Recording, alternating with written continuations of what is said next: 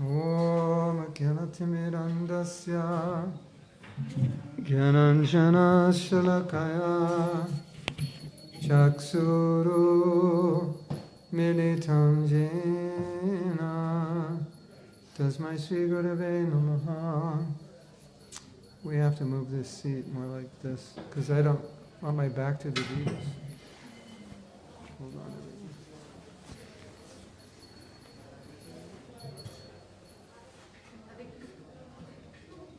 Jai. Haribol.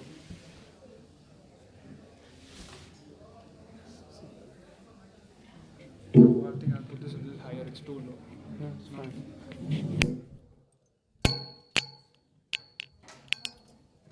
Whoa. I'll bring it up.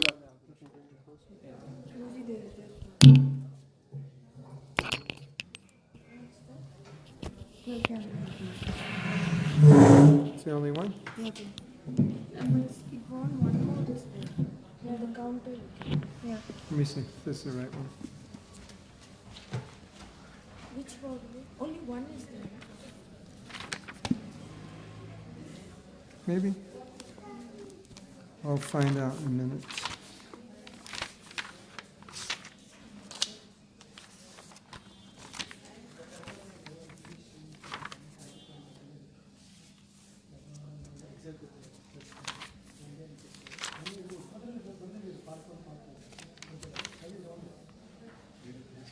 Yeah, this is good.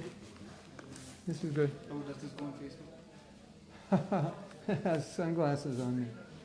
You got look at. Yeah, I think it's on Facebook. How do we change it? We accidentally picked I'm not really wearing sunglasses, everyone. How does it look like that? It's graphics? Yeah. Okay. Isn't there something down here that does it? This one second. This is a filter. Okay. Okay. Okay. And how do we get rid of the filters?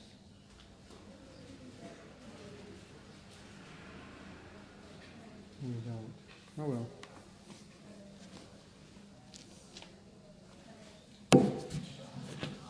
It's like you won't get rid of that though. Rid of what? No. That's fine. We're going to read from the last verse of the 12th canto of the Bhagavatam. Om Jnana Timirandasya Jnananjana Shalakaya Chaksurum Militam Yena Tasmai Sri Gurave Namaha.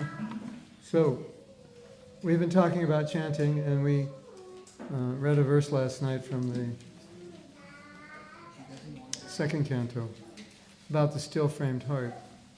And now we're going to see what the last verse of the Bhagavatam says. I discovered I'm allergic to this flower. When I put it on my neck, it gives me rashes. Why don't you put it on your neck and see if you get rashes? I get a little rash on my neck, little pimples when I wear this flower. Yeah, you can try it and see if that happens to you. But my favorite part of the garland is this flower, this leaf. We call it germanium. What do you call it? Muddigar. Muddigar. Patre. It's a leaf that's fragrant, like a flower. Hare Krishna. Jai Prabhupada. So over here are the deities, the curtain's closed. When they open, you will be able to see them. This is the 12th canto. This is the 23rd chapter. And this is this is the 13th chapter, 23rd verse. It's the last verse of the Bhagavatam. Interesting. What does the last verse say? Usually the last verse is like, the last of something is the conclusion, brings everything to a close. Nama Sankirtanam Yasya Sarva Papa Pranashanam Pranamo Dukkha Samanash Tam Namami Harim Padam. Word meanings. Nama Sankirtanam. If I were Bengali, I would say Nama Sankirtanam. Nama Sankirtanam. You know, you pronounce it like you have a gulab jamun in your mouth. Nama Sankirtanam. I am from Bengal. I do Nama Sankirtanam. Jasya, of whom? Sarva Papa, all sins. Pranashanam, which destroys. Pranamaha, the bowing down. Dukkha, misery. Samanaha, which subdues. Tam, to him. Namami, I offer my obeisances. Harim, to Lord Hari. Param, the Supreme. So this is interesting. As we know, Bhagavatam is spoken by Shukadeva Goswami around 5,000 years ago, but it's being handed down. And he's coming to the conclusion, this conclusion. I offer my respectful obeisances unto the Supreme Lord Hari, the congregational chanting of whose holy name destroys all sinful reactions, and the offering of obeisances unto whom relieves all material suffering. So right in the end, he's glorifying the chanting of his name. And there's so many shastras that glorify the chanting of the holy name as the ultimate. Thousands, millions of times greater than any ritual, any yajna, any tapasya, any charity, any welfare work. You know those verses? Chanting one name equal to, planting 10 million trees for 10 million lifetimes, or things like that. It can't be compared to any kind of material piety, or even other spiritual activity. Ho bhata svapachoto guriyan yad shivagre vartate namatubhyam. Even if one is born in the family of dog eaters, he's glorious. How glorious he is if he chants the holy name. That's amazing. Isn't it?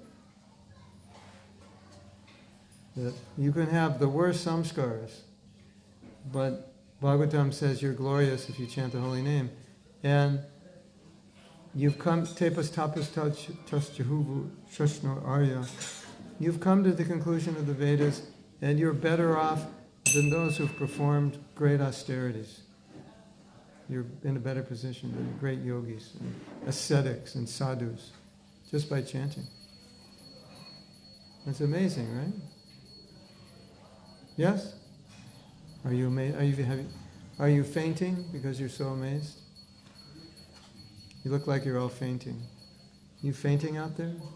Isn't that amazing?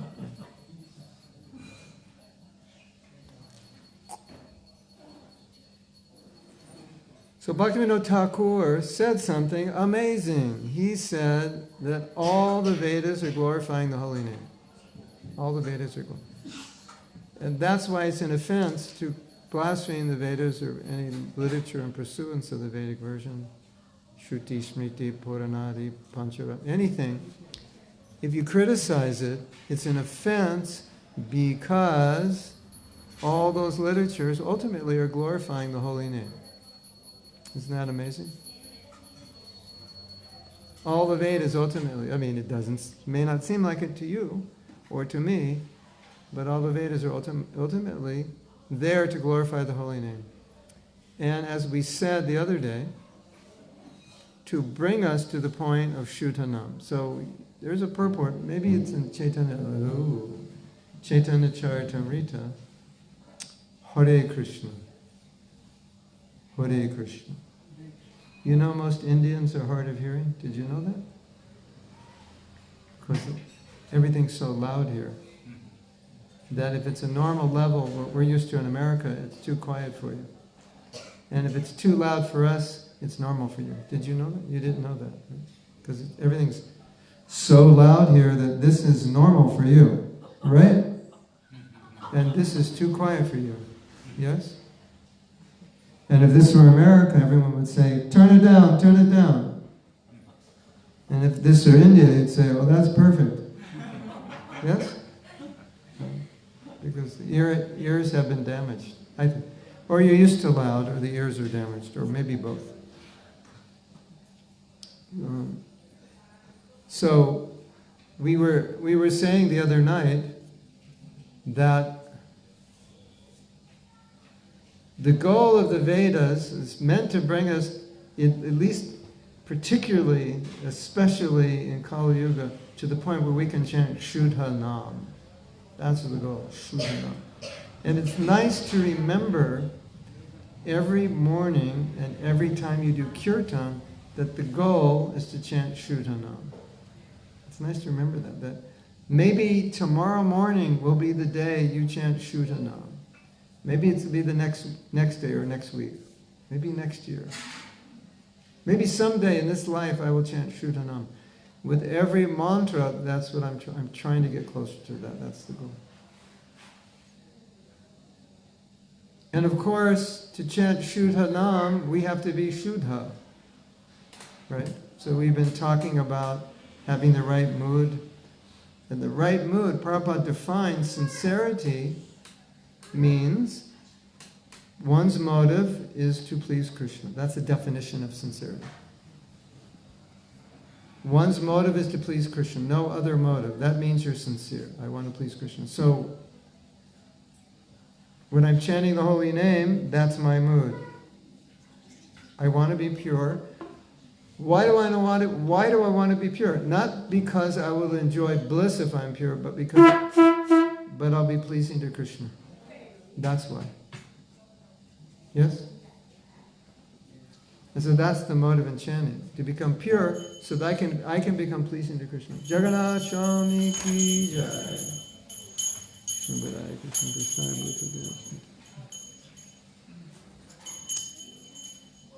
This camera has to adjust the lighting for me and the deities. So it's hard for everyone to see the deities.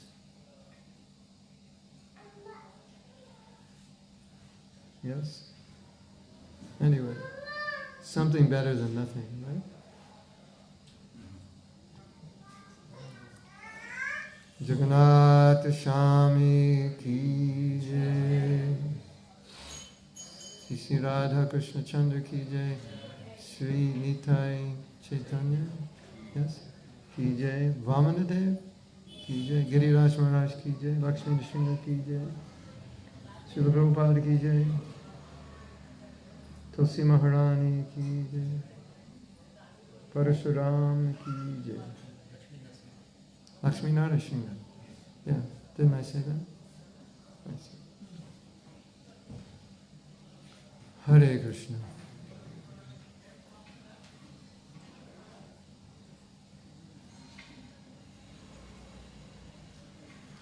Therefore, it is said that it is an offense to chant the holy name and ask Krishna for something material. That's an offense.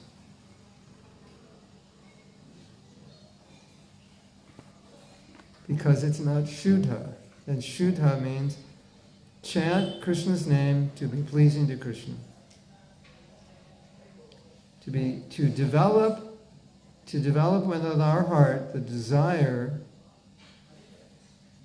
to just please Krishna. And that's considered a kind of Shudha Naam in a let's say in a conditioned state. That's as pure as we can get. But if you have that mood while you chant, it brings you to that pure state. And as we were speaking last night, about how Prabhupada said, we're chanting in ecstasy, even new people are chanting in ecstasy. So he didn't mean we were on the stage of Baba, but he meant we were experiencing ecstasy. So in that same broad definition, there can be Shudha Naam, if you're Shudha and your motive is Shudha. You're not on the stage of Shudha Naam, but at least relatively it's pure. So that's what we're striving for, and that's what all the Vedas are teaching. And I have told the story that Prabhupada said the purpose of reading his books is to come to the point of Shudha Naam. That's interesting. And he also said the purpose of deity worship, the purpose of second initiation, is to support the chanting. So you come more quickly to Shudha Naam because your life is pure, more pure. If you're Brahminical, if you're Sattvic, your life is more pure, that supports you, your lifestyle supports you. If you're too Rajasic or Tamasic, it will take longer to come to the stage of pure chanting. So, recommendation, if you can become initiated, if you can engage in some kind of deity worship, which also means coming to the temple and seeing the arti, seeing the deities, that will help you become more pure, and that will help your chanting. But, philosophically, the holy name is sufficient. First initiation is actually sufficient, because the holy name is sufficient to give you love of Krishna and take you back to Godhead. But second initiation supports. And so in the same way we can say, hearing supports, chanting supports, praying supports. All the processes of bhakti ultimately are supporting the chanting. And as you may know, Jiva Goswami said that everything that we do, especially the deity worship, should be accompanied by chanting, and that's what makes it perfect, because it's Kali Yuga. So, can you chant mantras perfectly? Isharvasham idam sarvam yakincha jagatyam jagat tena tak. Oh, I pronounced it wrong. Oh, it's going to have the opposite effect. Instead of the demon killing someone else, it'll kill me. Right? So the whole yajna was ruined because one syllable was short and supposed to be long, and it has the opposite meaning. Right.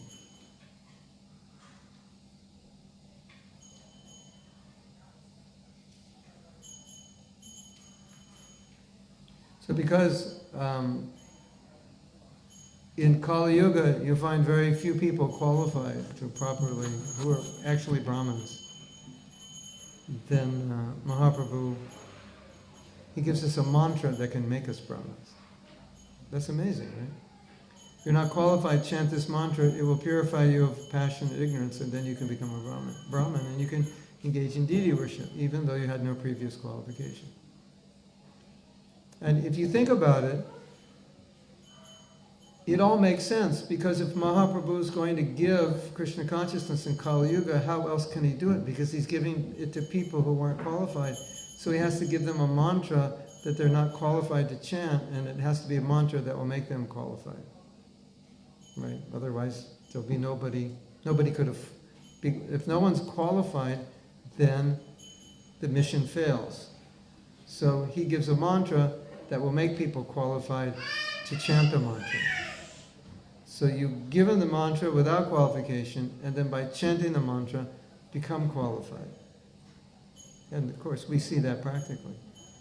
Now we have so many Brahmins who are not born as Brahmins, born as mlechas.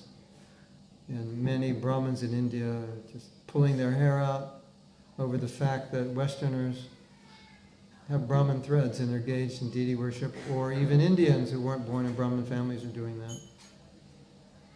And this is testimony to the power of the holy name and the mercy of Mahaprabhu.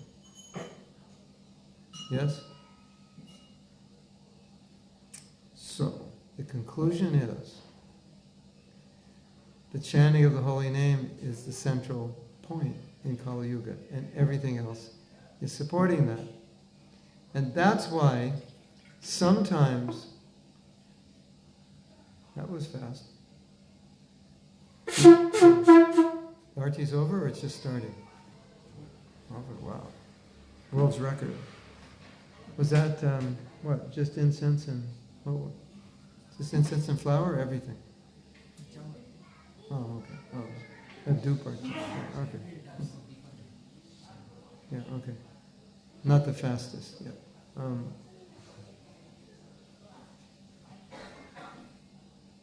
What was I saying? The last thing? He is not qualified, but still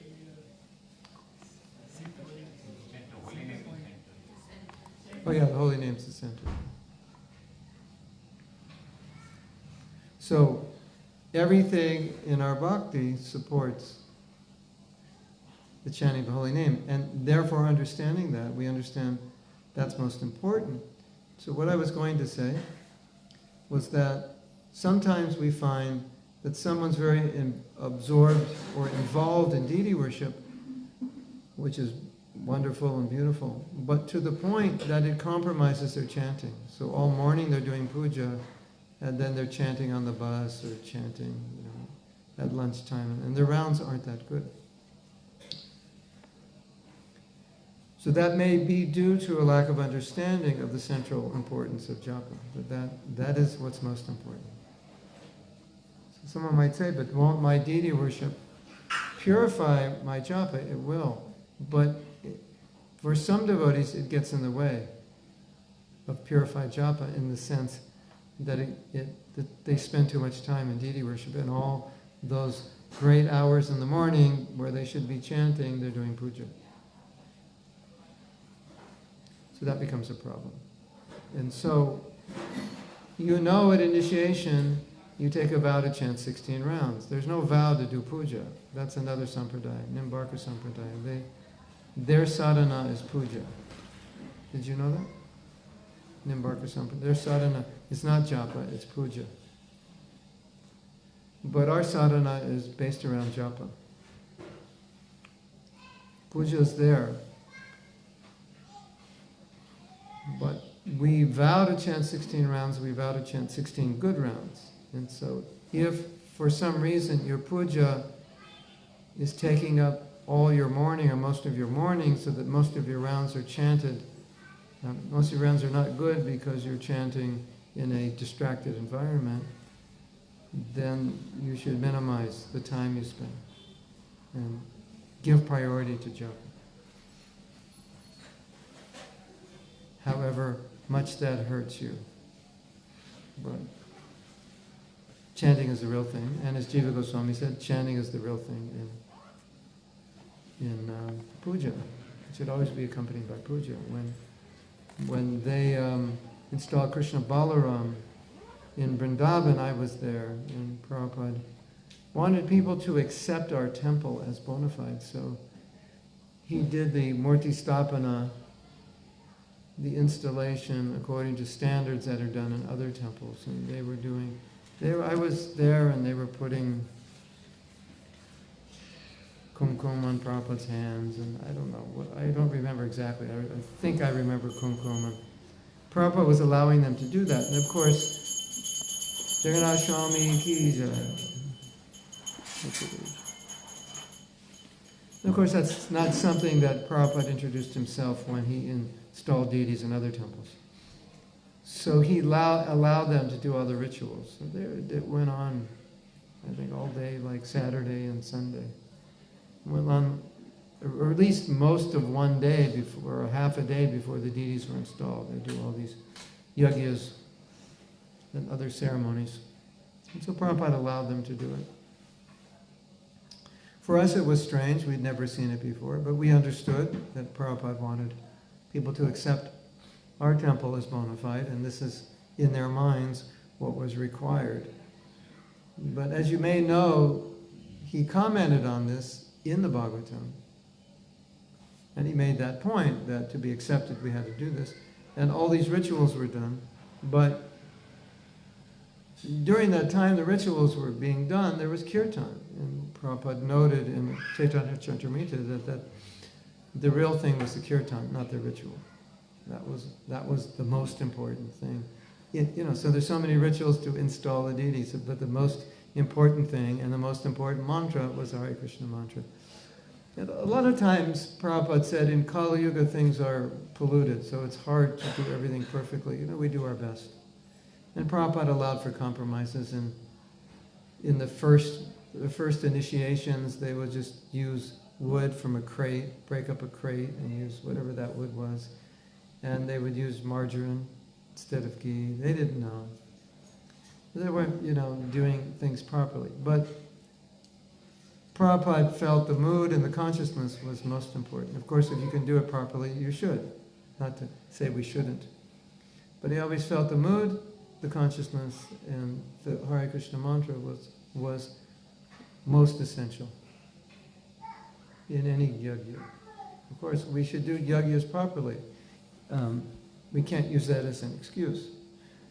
But still, it wasn't always done to the proper standard in the beginning. But Prabhupada never felt that the initiation wasn't bona fide because we couldn't do the yajnas properly. His disciples, American disciples, most did not pronounce Sanskrit properly. But sometimes he would try to correct them, but still he let them do the yajnas. So he was not, it wasn't about mantra. It's about the Hare Krishna mantra, right?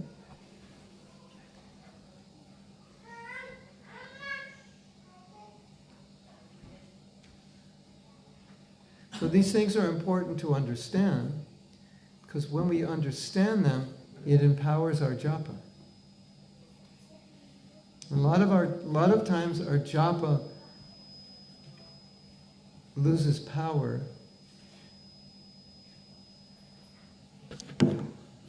A lot of the time our japa loses power because we might take it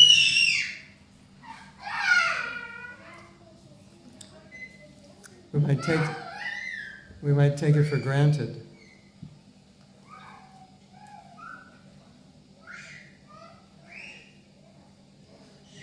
There's not in that moment there may not be that realization that this is very special, what we have. This is very powerful.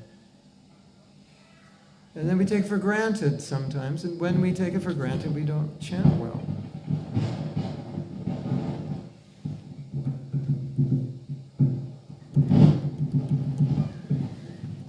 It's a bad cable, I think. Dirty cable.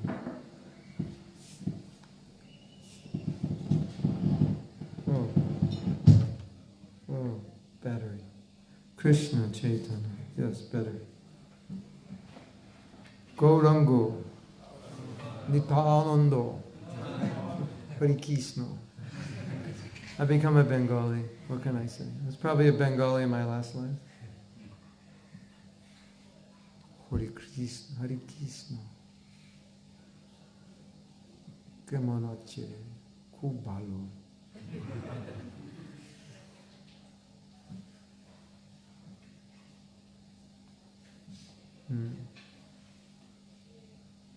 So we had talked about this yesterday, or the day before. And so, as we're giving classes every day on the holy name, the hope is that your appreciation for what the holy name is, what it does for you, what it gives you, and its position, its unique position in the history, or particularly its unique position after the time of Mahaprabhu, its unique power. That when you chant, you'll take it more seriously and thus be more focused and be more in the mood, the proper mood of what it is. And totally value it. Because as we know, one of the biggest problems in chanting is indifference. I don't care, I'm just chanting, I'm just getting my rounds done. And I forget the special position of the holy name. I take it for granted, which is understandable. when you do something every day, you take it for granted. But if you're actually chanting properly, it has the opposite effect. Rather than take it for granted, every day becomes better and more relishable. Right? And so that's what's supposed to happen. Rather than, oh, I've been chanting for 10 years and I'm taking it for granted. No, I've been chanting for 10 years and it's becoming more and more important for me, more and more special in my life. That's what it should come to. Now, we have a challenge. So I'm speaking from hindsight. And the challenge is to remain steady and enthusiastic through our whole life. And I can't say for India, but I could definitely say for outside of India. And you can tell me if this is a problem in India. But often enthusiasm is greater in the beginning, and then it wanes later on. And it kind of levels. And maybe slowly kind of goes down, and it kind of, it comes to a point where maybe that energy and seriousness is not enough to really keep one advancing. In America that happens, but often when that happens, people give up Krishna consciousness. So maybe in India it's a little different, I don't know. But now that society is becoming more and more materialistic, I would say the allurements to give up are stronger. Of course, as Americans or Europeans, we weren't born Hindus. So if you leave Krishna consciousness, you're still Hindus. So it's hard to leave it, I guess, completely. Isn't it? Because you're still going to come to the temple for Janmashtami or this or that. But as Americans, we can leave it.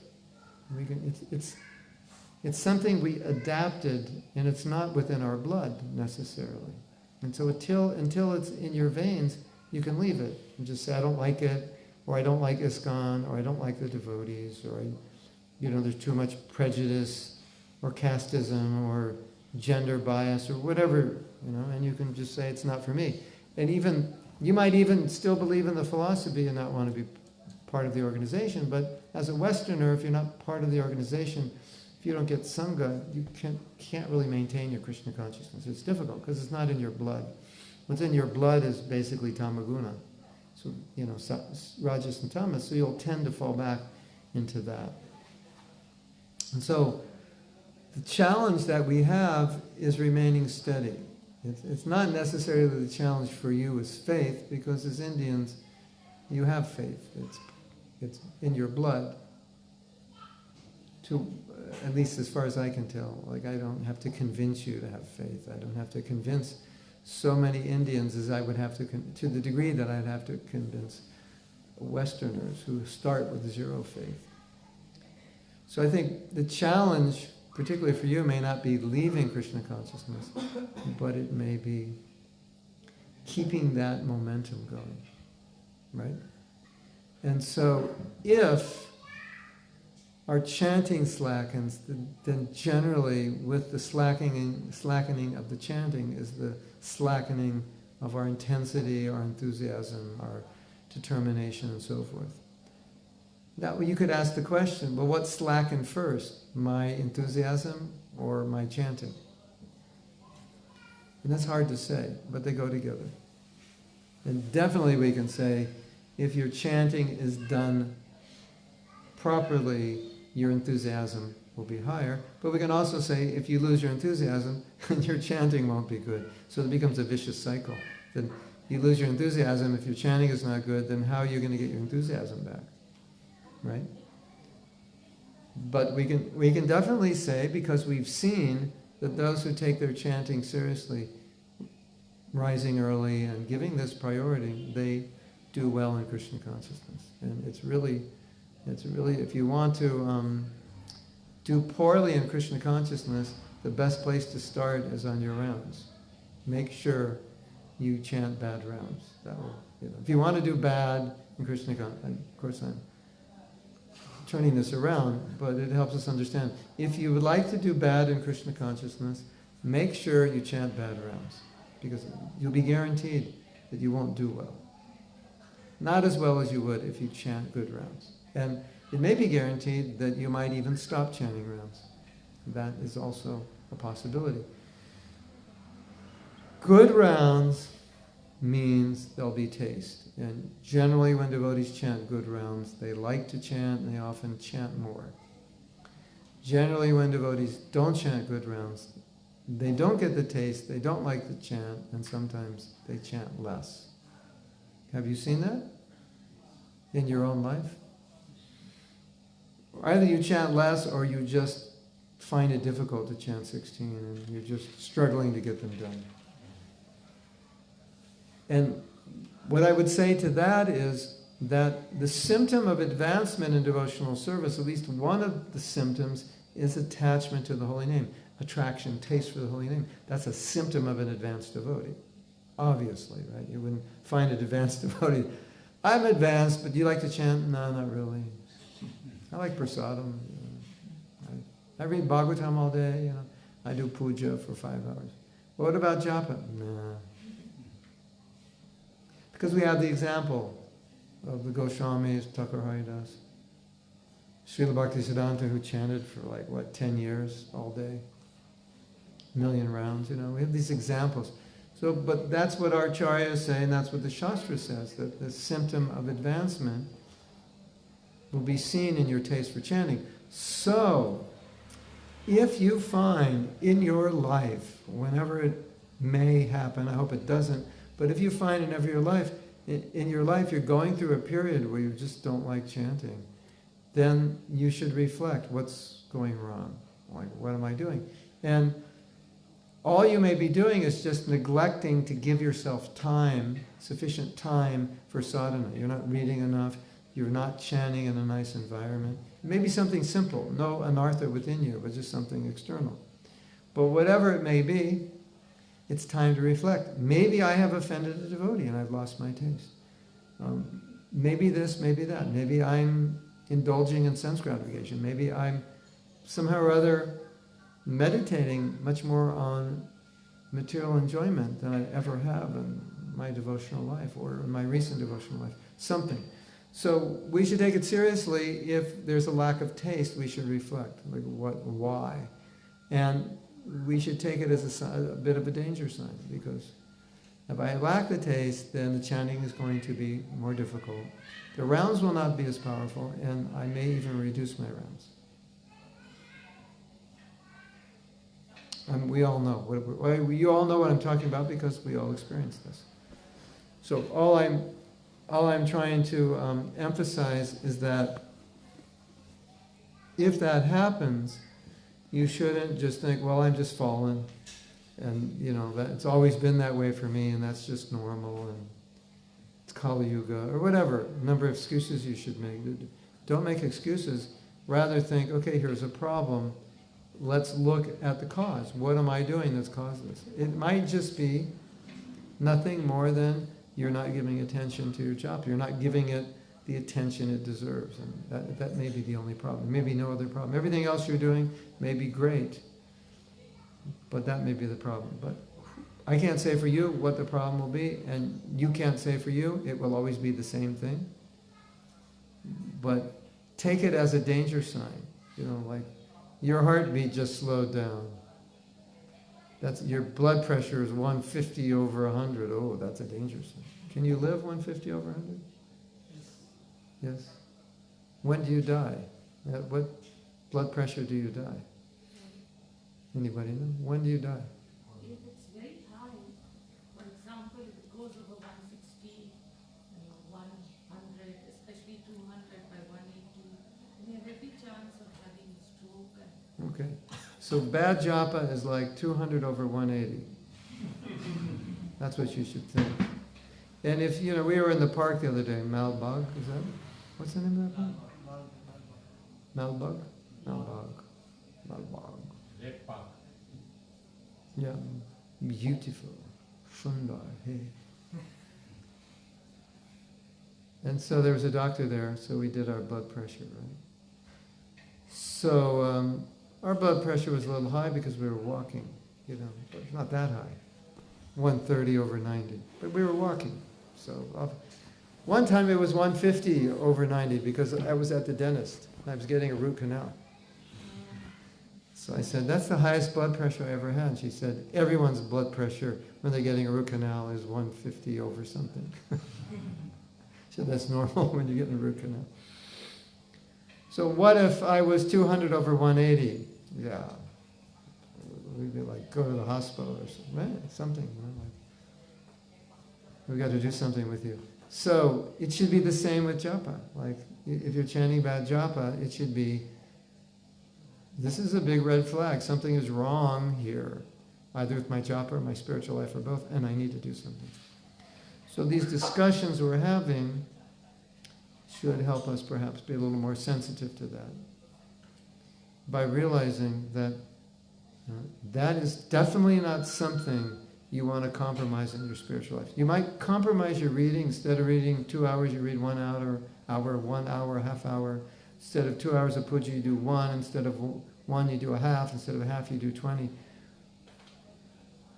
You may not be able to go on book distribution as often as you did 10 years ago, or this or that, but this is something you definitely don't want to compromise. Definitely, definitely, definitely. This is not the place to compromise. This is the practice which everything is supposed to support, and this is not the one to compromise. And so again, if we're chanting Shudha Naam, that's the goal. And Shudha Naam will give love of Krishna.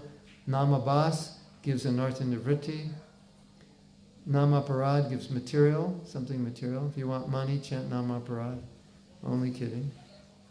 But it may give you, I want money. Okay, Prabhu, make sure you commit all the offenses. Of course, you'll have to suffer for those offenses, but you might get your material desires fulfilled. Because the name is Chintamani, it fulfills desire. But so generally it's said that all you can get from Namaparad is maybe the fulfillment of material desire. What you will get from Namabhas is the removing of anarthas, which then allow you to come to the stage of Shuddhanam. So Nam Abhas is the bridge into Shuddhanam. And by Shuddhanam, you will get prema, or at least bhava. You will get bhava.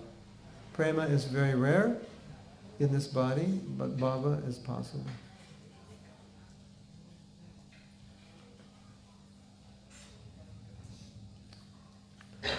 You can come to see Krishna face to face.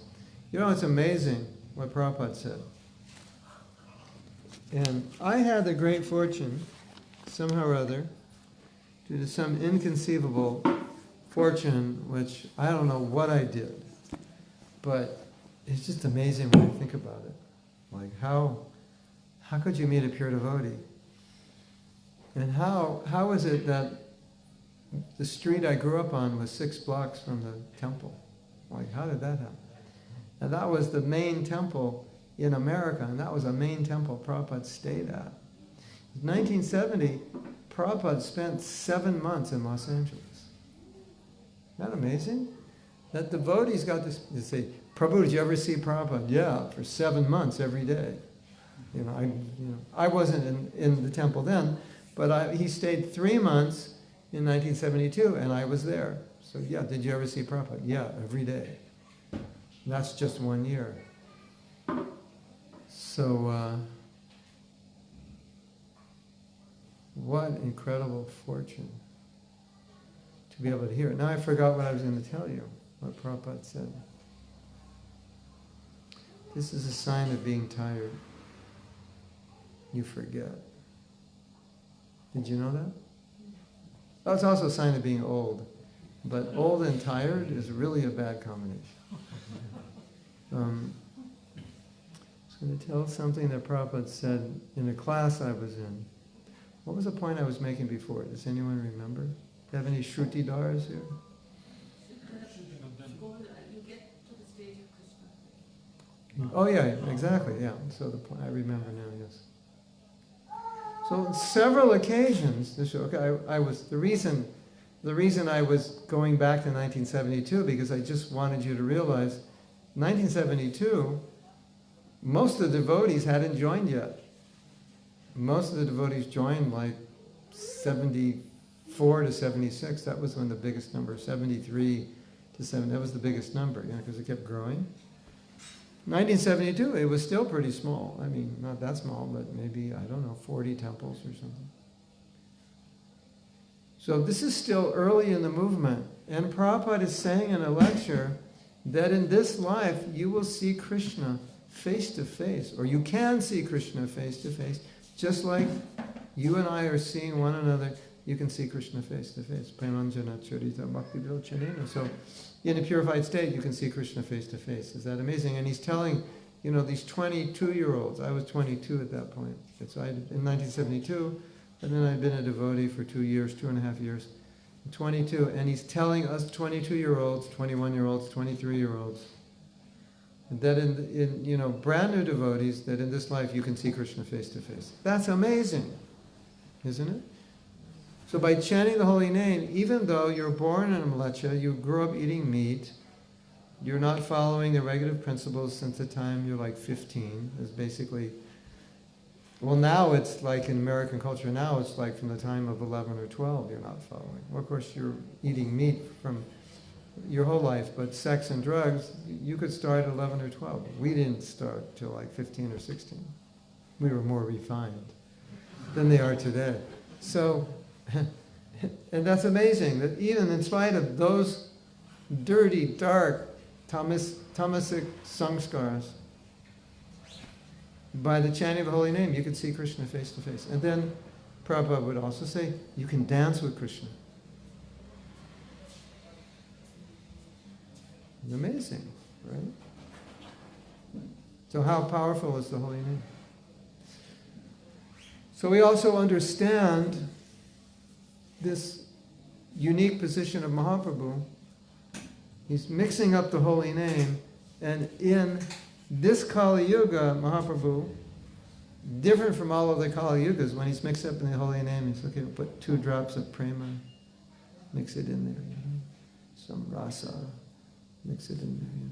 And so this holy name, it's a different medicine than the holy names in other yugas. And that's why Prabhupada could say things like, you, outcast. He didn't call us outcasts, but I'm calling us outcasts, at least as Americans. He said, you can see Krishna face to face if you take to this process. You can go back to Godhead in one life if you take to this process. Wow, amazing. How much mercy. So Mahaprabhu is giving mercy. Then Prabhupada comes and gives his mercy. Then in so many letters, Prabhupada would say, I'm praying for you. Now that you've got Mahaprabhu's mercy, Prabhupada's praying for you. What more do you want? Oh, Prabhu, it's so hard to chant. So hard to be celibate. We make all these excuses, though. We're supposed to flip it around and see, wow. They're giving out gold and diamonds at the store, at the jewelry store today. You can get as many as you want. Oh, it's so far. It's too hot. I don't feel like it. Isn't it? And you're like, what are you talking about? You could get like crores and crores of gold for free. Yeah, but so far. It's going to take us 2 hours to get there and 2 hours to get back. And what would you think? This person is crazy. He could get crores and crores of free gold and diamonds. You could sell them. Whatever. Nah, it's too lazy. And some people would tell Prabhupada, say, Prabhupada, why does it have to be so difficult? Can't you make it any easier? So from Prabhupada's perspective, that's like complete madness. You don't realize how easy it's been made. And Prabhupada said it's already been made as easy as it can be. You can't, cook it down anymore. If you cook it down, there'll be nothing left, right? I'm cooking burfi, I cook it so down, there's like nothing, the burfi's even gone. So you can't do that. So that's why I think it's important for us to understand this theology behind the holy name. So we always take advantage of it. Is that okay? Is that more than okay? Is that super okay? Is that param okay? So now would you like to ask questions? Or, yes? You said you shouldn't be asking anything Material. chanting, Anything material. only material. But then asking something material which can help you in Krishna consciousness, Yes. does it become material or does it become No. spiritual? If it's connected to Krishna and needed for your service, then it's not material. Then it wouldn't be categorized as material. if you need it. Krishna, I need a car for Sankirtan. Okay. Krishna, I need a BMW 512i series for Sankirtan. No. Then it becomes a problem. Right?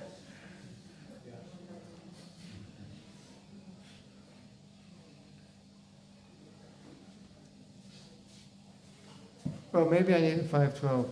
So there's a devotee in South Africa, he has a Mercedes. He goes, I bought it so I can pick up all the swamis from the airport. That's, he could afford it, But he likes Mercedes and he needed an excuse. So that's a good excuse. So when anyone comes to the airport, he'll always pick them up because that was the reason he bought it. And he gets to drive it. Because how often does a swami come to the airport? Once every few weeks, once a month, once every 2 months. Anyway, within, you have to justify it in some way, right? Now, I was in LA and they're having a problem with the microphone. And it wasn't working and it was disturbing the class. And Prabhupada said, I think he said it's a Bengali saying, when you buy something, buy the best. So, if you want to get the best for Krishna or pray Krishna, like this is not the best, we need to get the best. That's not material desire. That's, it's like we should have the best for Krishna, right? So help me get the best, or help us afford the best, or send the money to get the best. But this is not good enough. Yes? Yes. Another question. We're talking about the quality of japa. Yes.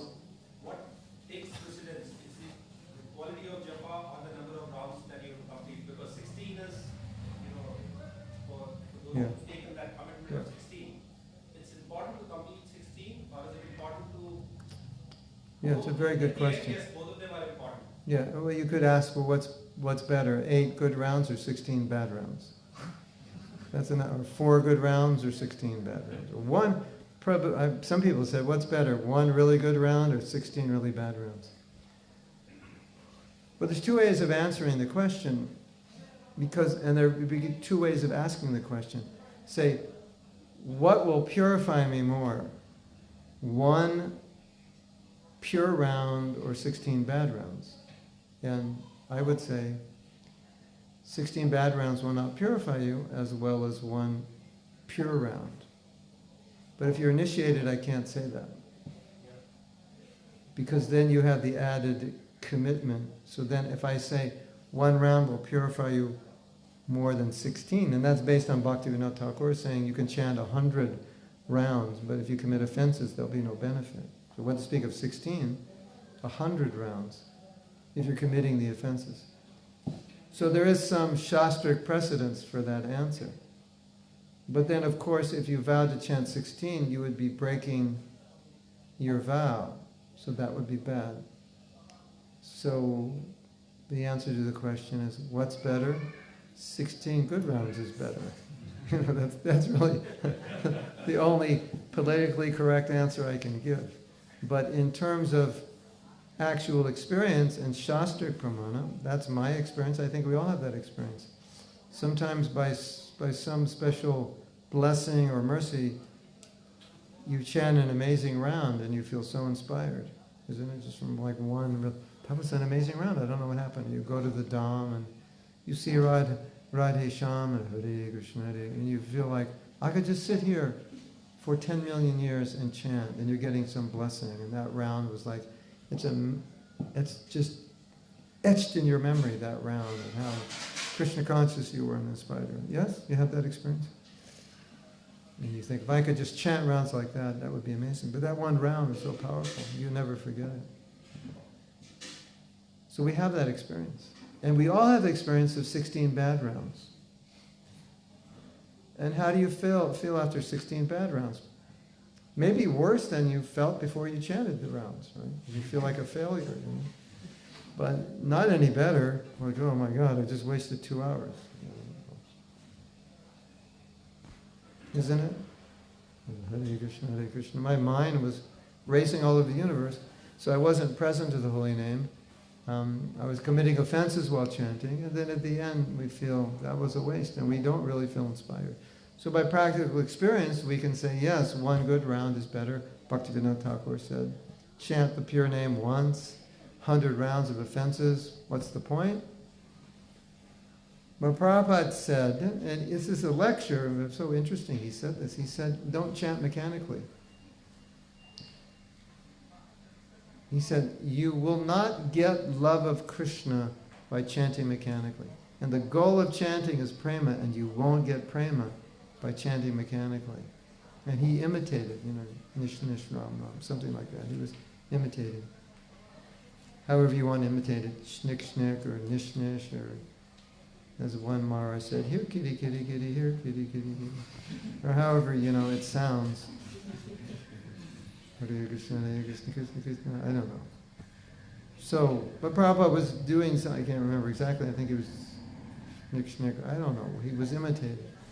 And he said, don't chant like that, you won't get the goal. You can't get the goal if you're committing offenses. And then he said, but at least you're chanting 16, which means you've kept your vrata. So if that's important, you made a vrata, so it's important to keep it.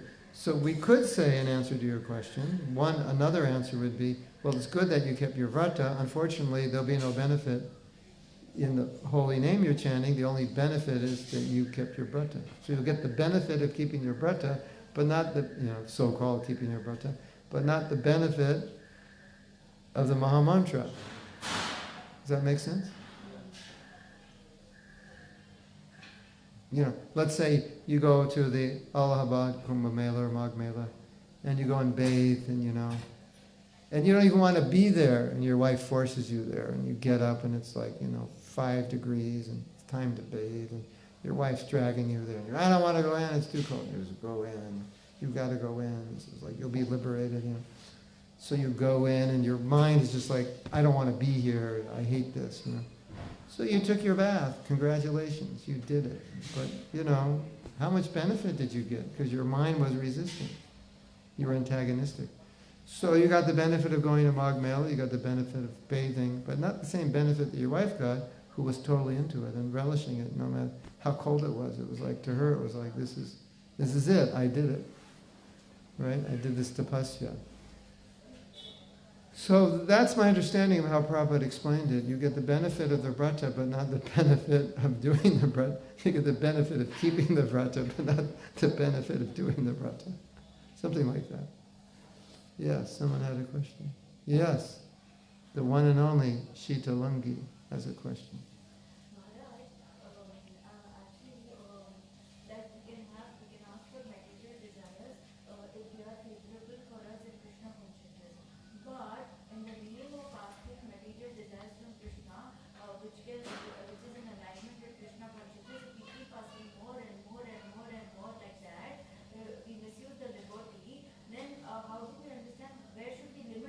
Oh. The question is, how many material desires a week can you pray for? Is that it? Without going to hell. Something like that. How many material desires can you pray for each week before you go to hell? Or what material desires can you pray for, and how many before you go to hell? Well, we're not supposed to think like that. Material, let's define material. What is the definition of material? Material means separated from Krishna. Yes? That's the definition of material. So, one time a devotee said to Prabhupada, I forget what it was, he said, this is Maya. And Prabhupada, we can't do this is Maya. Prabhupada said, everything is Maya. But you have to connect it to Krishna. So, material desire only means a desire which is not connected to Krishna. So the answer to your question is no material desires. You can't pray for any. You could only pray for things which are connected to Krishna. Like we're given that example, I want a big house. Okay, so I want a big house and I know how to make a lot of money and I can afford a big house. But I can't just build a big house because it's just me, my wife, and my daughter. Well, how big a house do we need, right? We were driving down the street the other day. on our way here or our way home. And a lot of ministers live there, and these like huge houses, like 3 families could live there, and there's only 3 of them. So that's what you do when you have a lot of money, right? You build a big house. Why not? What are you going to do with all that money? Even though you don't need it, right? Isn't it? You build a big house. Because why do you build it? Because you can. How come you build a big house? Because I can. Do you need it? No. But it's nice to have a big house. And there's a lot of prestige, connected with it. So this is what I've noticed. The more money you have, the bigger your house. Not the bigger your family, the bigger the house. The more money you have, the bigger the house. That's normally how it goes everywhere in the world, right? So let's say Sita Lungi, all her life she's desired a big house because she grew up in a small house, and all her friends had big houses. So she's got this seed in her heart, big house, and she becomes a devotee, and she can't get rid of the seed. So she thinks, okay, Krishna, I have to build a big house, but how can I make that Krishna conscious? So she builds a big house, and she says, in this house, every week, there will be Sangha, and we'll build a room in the house big enough for 300 devotees. And every week, there'll be a program, we'll invite 300 devotees, we'll give them prasadam. So I will utilize this big house. And I will install big deities, because it's a big house. You need to see the deities. And I'll make this like a temple. I'll make this house like a center. So she fulfills her desire to have a big house, but connects it with Krishna, so it's no longer a material desire. You've purified that. You've engaged the desire. You couldn't get rid of it, because since you were 3 years old, you wanted a big house. And you still want it, but now that desire is being engaged in Krishna service, so you can't call it a material desire. You can only call it a material desire if you built the house for your sense gratification, and you just enjoyed the big house.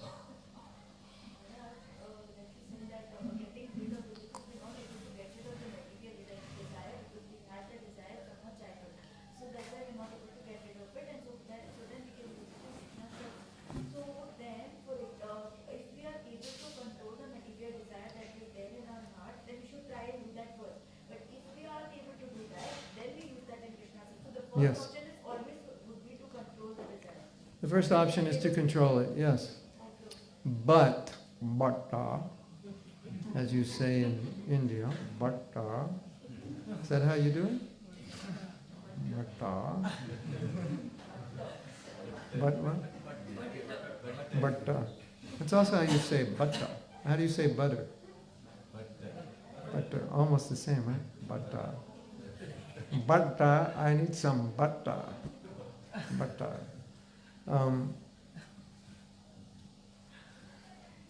Srila Prabhupada said, by nature, women like to dress nicely. So when my daughter was 3 or 2 or 3, she would dress up to go to the temple. Put earrings on, and this dupatta, that was not a good one, this one, take off this, what women do. It takes me like 45 seconds to get ready, because, I'm a man, right? But the girl will put this, it's not good, take it off, put this in. Even at 3 years old, she was doing that, and had like, closet full of clothes and dupattas. And I'm looking at this, it's like, my brain cannot make sense of, like, why do you need 33 dupattas? This one goes with this one, that one goes with this one. This one I'm tired of, and I'll give this one away. It's like, okay, whatever. So I saw, because men think, the women dress up because they're trying to seduce them. A 3-year-old obviously is not trying to seduce anybody. It's the nature, right?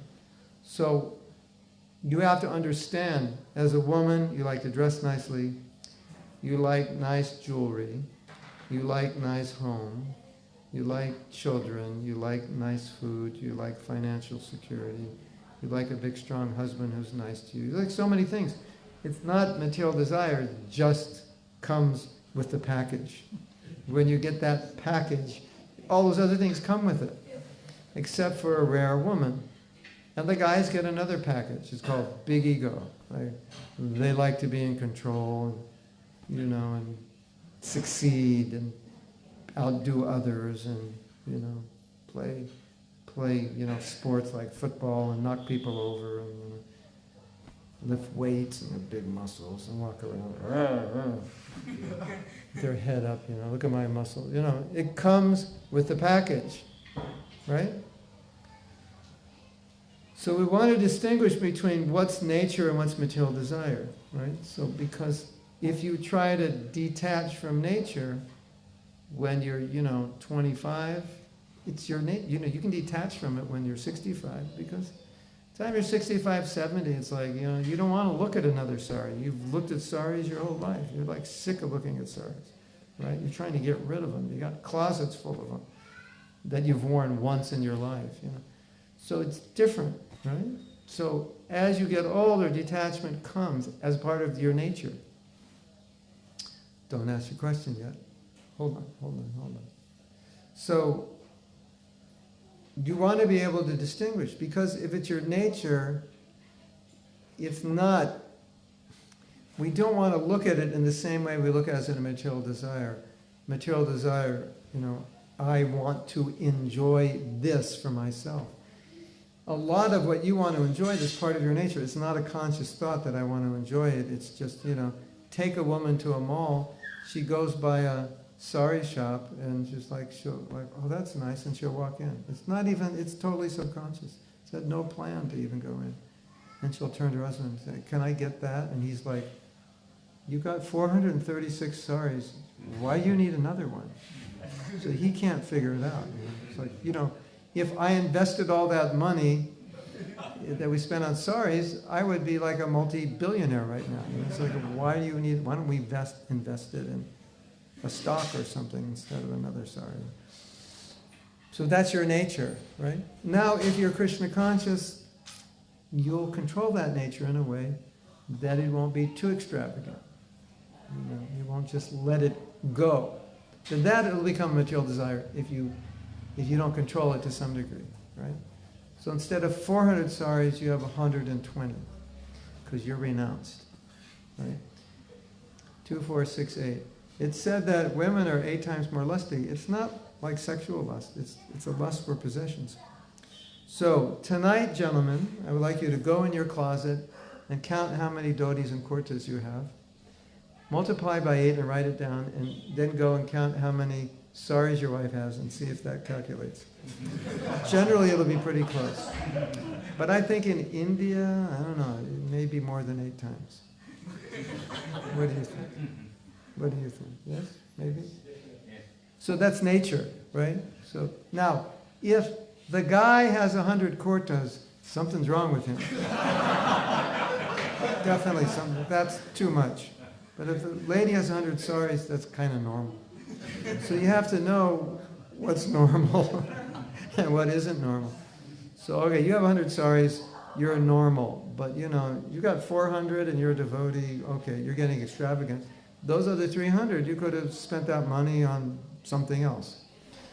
You could have bought boxes of Gitas and distributed them. So you have to be able to distinguish between what's a material desire and what's your nature as a conditioned soul in a particular body, at a particular age, in a particular culture. Okay, next question. So then, supposing there is an anartha, like anger, but we understand that the anger is not included in us. It is not our nature, but sometimes we tend to get angry. Yes. So in that case, we completely try and get rid of anger instead of using Yeah. anger. Well, I would say, she's saying, what if you get angry, but it's not your nature, it's just circumstantial, and then you want to detach, and yes, you definitely do. There's no question. You want to find out why you're getting angry, you want to change your attitude, you want to tolerate things, accept things, deal with it, and so forth. But some people, by nature, they're angry. It's actually their nature. But I think the answer would be the same. When your nature becomes an impediment, when you allow your nature to become an impediment, Prabhu, what's your nature? My nature is I love women. Okay, that's an impediment. Okay, all men love women. No, you don't understand, Prabhu. I love a different woman every night. Okay, that's an impediment. If you can love one for the rest of your life, okay, that's how you use your nature. Right? So you have to understand when your nature is becoming an impediment. So even if your nature is to be angry, and it's not just a condition problem, but it's your nature.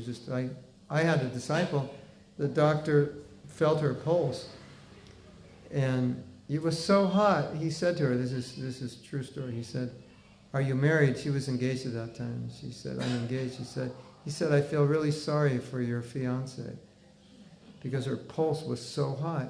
He knew she was an angry person. I mean, he was serious. It was funny, but he was actually serious. I mean, it's kind of embarrassing, right? So, okay, so by nature, now I have a problem. That's going to be a problem for my bhakti. I have to do something about it, if that's my nature, right? So we're talking about engaging your nature and understanding what was normal. But to be always angry is detrimental to bhakti. To have 100 saris, you can deal with it. Even if you have a nice house, you can deal with it. You just, don't get too attached, and you have deities, and you're serving Krishna and so forth. We had this godbrother, he's a sannyasi, he had a beautiful room, antique furniture, paintings with beautiful gold frames, big bed, beautiful blankets, beautiful carved what do they call it, headstand or something? Headboard. And he told me, he said that my life in managing is so austere, it's so difficult. I need to come back to a room like this just to calm down. So he said, I need this to do that austerity. So like you say, I'm doing so much seva for Krishna, I just need to have a nice house to come home to be peaceful, so that I can go out and do all this difficult work. Right? Something like that. Does that make sense? So then that's not sense gratification. Yes. Then we understand that whether the nature becomes an impediment or the nature is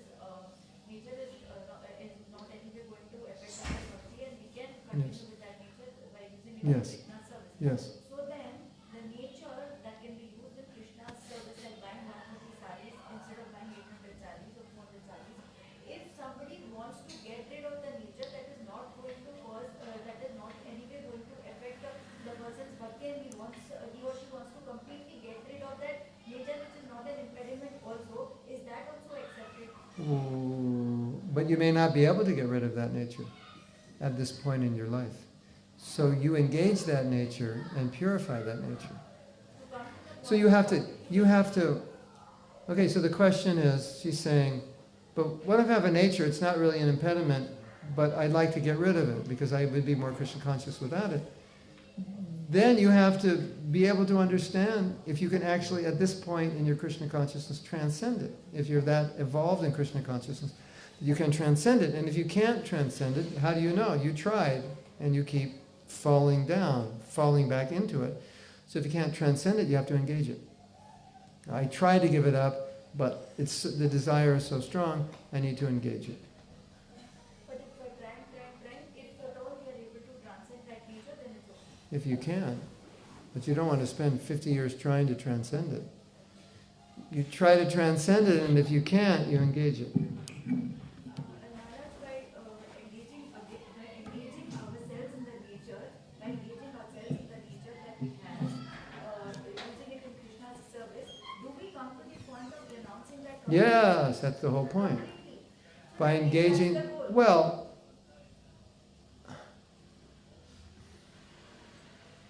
be purified. So that nature will no longer be an impediment. It should, by engaging it, it won't be an impediment, and by engaging it gradually, you'll become purified of that desire. I can't say for you personally, what will happen, or for, We become devoid of that nature. or for her, or him. I can't say for sure, because we're all different. But you will become purified to some degree. Hopefully, Completely purified. So let's say when you're 60 years old, you've had many nice things, and those nice things you used in Krishna service, and now you feel like, okay, I like to live a more renounced life. I've had these things, I don't need them. Now, that may come for you at 60, it may come for you at 70, it may come for you at 80, it may come for you at 50, it may come for some people at 20. We're all individuals. But at some point, you will be more renounced when you're older if you follow this process. And the point for you to understand is you can't force it. It has to happen naturally. Even though you want it to happen, wanting it to happen may not be sufficient because you're not yet purified enough. So there's a difference between wanting it and being purified enough to transcend it. Just because you want it is not the qualification to transcend it. And sometimes we get confused because we think if I want it, I'm qualified to transcend it. I was just reading a letter the other day where Prabhupada chastised me because I wanted to take sannyas. I was 22 and leave my wife. We were just married like a year or something, or 1970, maybe 1973. And he said, just become an ideal grihasta and forget all this nonsense. So I was like trying to transcend nature, and Prabhupada saying, you're not ready. So he just said, it's nonsense. So I intellectually understood the value of sannyas, but at 23 I wasn't ready for it. So understanding it and desiring it is different than being qualified for it. So Prabhupada's saying, it's great that you have this desire, but you're not qualified. So you have to understand the difference between desire and qualification. You understand? So then, but you have to be able, because some of us don't even understand our own qualification or lack of qualification. So we have to be able to honestly evaluate it or get people to help us about, do you think I'm actually qualified to do this? We need help. Okay, and if you are qualified to do it, then not doing it would be the anartha. And if you're not qualified to do it, then doing it would be the anartha. Does that make sense? Maharaj, so then, like you said that the desire when we are a non-devotee from 400 it comes down to 80. Then once it comes down to 80, slowly we will see that when the desire matches with the qualification, it comes down to it can come down to 60, then 40. Then it comes down to one white sari with a blue stripe, and you have like 20 white saris with a blue stripe and a white choli, and that's what you wear every day. But that'll be natural. You can't force it, right? Like we understand when we try to... Actually, you only have 3 white saris with a blue stripe, because that's all you need. So then we understand our qualification by trying to get rid of it, but if we aren't able to get rid of it after several attempts, then we understand that no, it is the nature is still Yes. in me. So although I've understood it intellectually and the desire is present in me, I still need to engage it in Krishna's service so that I gradually come to the point of... You try to transcend it and you see you can't. And so you realize that's your nature and you engage it, yes. Or you understand before you try to renounce it that you won't be able to. You may have that insight, just understanding your nature. I understand I won't be able to do this, so I need to engage it. Either way, I think the second process is better if you can do it, but sometimes you have to test the waters. Like some men may try to be brahmacharis. They'll say, I'll try. Give me 5 years. Let's see in 5 years how I'm doing. So after 5 years, let's say, I tried, it's working. Or I tried, it's not working. That's a process. Or another process is, definitely I can be brahmachari. I know that. Or definitely I can't. I have that intuition about my nature. Or I'm not sure, let me ask devotees who know me well what they think. And discuss with them. So there are different ways. But as long as you understand the basic principle, that whatever desire you have, that you can't transcend at this point, you have to be able to engage. Obviously you can't engage desires that are tamasic, like intoxication and, sinful activity. I'm not talking about engaging in sinful activity. That, of course, we can. But engaging desire. I like to paint, I like to sing, I like to make money, I like to manage, I like to lead, I like to cook, I like all the... Okay, so You don't. Maybe you like to cook. Maybe a restaurant. You know, you like to paint. Maybe you want to write a book, illustrate a book, or something. You know, whatever. You like to make movies. Oh, good. We'll make movies of Krishna Lila, or we'll make educational movies. Prabhupada was not. He was more concerned that we're engaged. That was his main concern. So let's say you have a desire, you like to paint, right? And so you go home and you set up a room, it's nice lighting, you have your canvas there, you have your speaker and all your lectures, and you're sitting there painting, and you're like completely absorbed every day, you know. Maybe 3 or 4 hours you have free time, you're painting these pictures. And Prabhupada said painting is archanam, it's deity worship, because you're decorating Krishna. So you're completely absorbed, and you're very happy, and you're very ecstatic. So that was Prabhupada's point. Be engaged. That's the main thing, that you're engaged. However it is, whatever it is, the main thing is be engaged. 80 saris, 120, that's not the big thing. The big thing is that what your nature is, you engage that in Krishna's service, and you're happy, and you're absorbed. That's the point. Do you understand?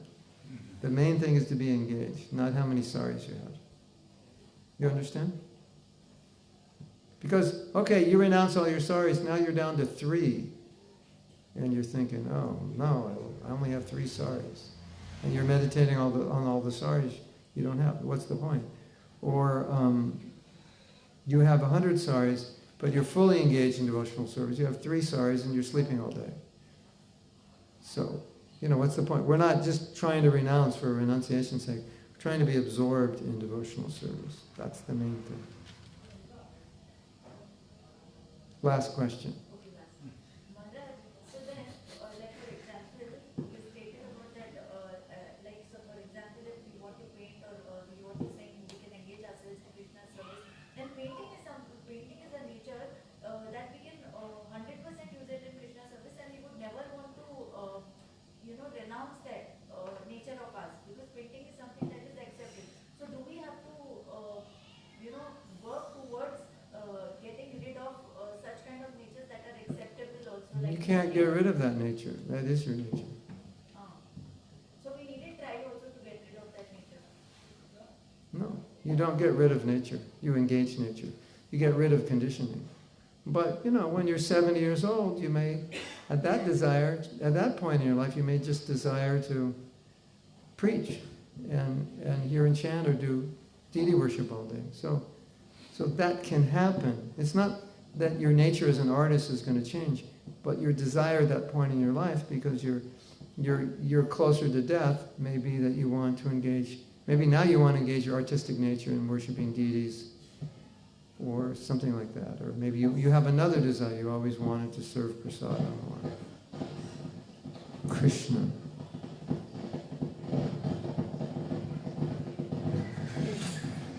What's the mantra for curing static? One more question is allowed. Shitalangi. Each question was 1,000 rupees. And each answer was 10,000 rupees. So you can write me a check tomorrow. Let Vijay Lakshmi ask a question. Is there anything that you're still confused? All right, let her ask, because we have to bring... Okay, last question. You have another question? Yes, but everybody's holding. No. The last question you asked was good, because that's kind of taking it to the point. So maybe there's one thing that can take it one step further. What's the last question? So it couldn't be that important because she forgot. Now, she reminded me. So then, so the artist who is engaging his nature in Krishna's service, Yes. and when he comes closer to the death, he understands that now I don't want to paint more, I want to use my... Or he understands I don't want to paint more, or he understands I want to paint more, because I'm closer to death, I want to do more service, and I'm a good artist, and I can paint, and I want to paint murals all over the temple. So it can work that way also. Because, okay, it's like, you know how to make money. Let's say you're a good business person. So your whole life you're making money. And so now you're getting older and you think, okay, I'm going to stop my business activity and just serve Krishna. But maybe there's this burning desire in you to build a temple. And you think, okay, now at the end of my life, I don't have to use my money for my family. The house is paid for, the kids have moved out of the house, I have no overhead, very little. And I know how to make money, I have a whole lifetime's experience. So in a few years I can make enough money to build a temple. That's what I want to do. So every cent you make is going to build that temple. You're completely renounced. And so you might engage more of that, but in a more renounced way. Does that make sense? So it can go either way. It doesn't have to go less. What if the temple needs murals everywhere, and I can do it, and now in old age I have 10 hours a day to work on it, whereas before I was working, I only had weekends for a few hours. So now I can do it fully. So why wouldn't I do it? That would be stupid. Why wouldn't I do it? Because it's seva, for Krishna's pleasure. Maharaj, suppose if he's coming closer to that and he starts painting more. He spent like 2 hours a day, now he's spending 10 hours a day because he knows that he's come closer to the death. But what if he was painting 10 hours a day and now he doesn't want to paint anymore because he thinks that higher than painting would be to serve the worship, to do deity worship or to chant. So now he wants to, renounce, his painting. If he's got a few weeks to live, that makes sense. But if he's got a few, it depends on the individual. Prabhupada showed by example that he didn't retire. He just kept going. Prabhupada didn't retire, he kept going. So it would depend on the individual and the circumstance. It's not one thing for everybody. It can go either way. What's best for Krishna's service? What's best for my advancement? These things will be considered. Okay? There's not one answer for everybody. So now Vijay Lakshmi is going to compete with you in asking questions. See how many she can ask. Okay. Chanting the holy name purifies you, means that it takes you away from material desires. Purifies your material desires. Yeah. And when you chant it with offenses, it will increase your bad karma. No, it'll increase your trouble in spiritual life. That's the main thing. It'll increase your problems in Krishna consciousness. If you offend Krishna, that's going to increase your problems in spiritual life. Yeah. So that's the real problem. But does it nullify the past karma also? Offensive chanting? No, it should be offenseless. It should be namabhas at least. But if you don't become purified, you'll create more bad karma, even though you're purified. Okay, it looks like everyone's hungry, so we're going to stop. Srila Prabhupada ki jai. There's class tomorrow, but it's not here. 7 o'clock tomorrow, we're going to have Bhagavatam class with some college students somewhere. I don't know where. Sureshwara knows. But we'll broadcast it. So if you want to see it, you can watch Mahatma Das Facebook. You can see it. And if you go to my Facebook page, every day there's a video, a 3, 4, 5 minute video on something that is relevant to your spiritual life. So Hare Krishna. See you tomorrow, everyone. Srila Prabhupada ki jai. Go Premanandi.